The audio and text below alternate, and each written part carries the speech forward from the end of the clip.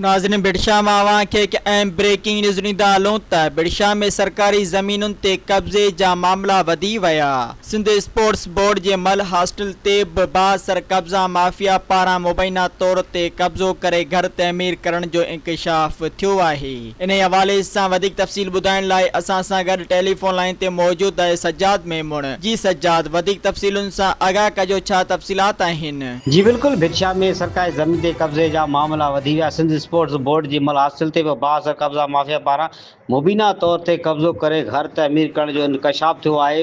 बाअसर माण्हुनि तरफ़ां सरकारी ज़मीन ते आहिस्ते आहिस्ते मुस्तक़िल अॾावतूं कई पियूं वञनि, पर लाॻापियल इदारनि पारां स्पोर्ट्स खाते जे आला अख़्तियारनि कंहिं बि क़िस्म जो नोटिस न वरितो आहे। कब्ज़ा माफ़िया सरकारी ज़मीन ते गैर क़ानूनी कब्ज़ा करे क़ौमी मिल्कियत खे नुक़सानु पहुचाए रहिया। जॾहिं त इंतिज़ामिया ख़ामोश तमाशे वारा शहर जे सियासी समाज जे अॻवान मुतालबो कयो आहे त सिंध स्पोर्ट्स बोर्ड ज़िले इंतिज़ामिया एंटी इंक्रोचमेंट अमलो जेको आहे फ़ौरी तौर ते नोटिस वठी मल हॉस्टल जी सरकारी ज़मीन तां कब्ज़ा ख़तमु करे असल हैसियत बहाल करे ऐं सिंध में सरकारी ज़मीन तां कब्ज़ा ख़तमु करण बाबति अॻु में बि अदालतूं ऐं हुकूमतूं जेके आहिनि हिदायतूं जारी करे चुकियूं आहिनि। सब्सक्राइब कयो अवामी न्यूज़ HD खे ऐं ताज़ा तरीन ख़बरुनि लाइ ॾिसंदा रहो अवामी न्यूज़ HD।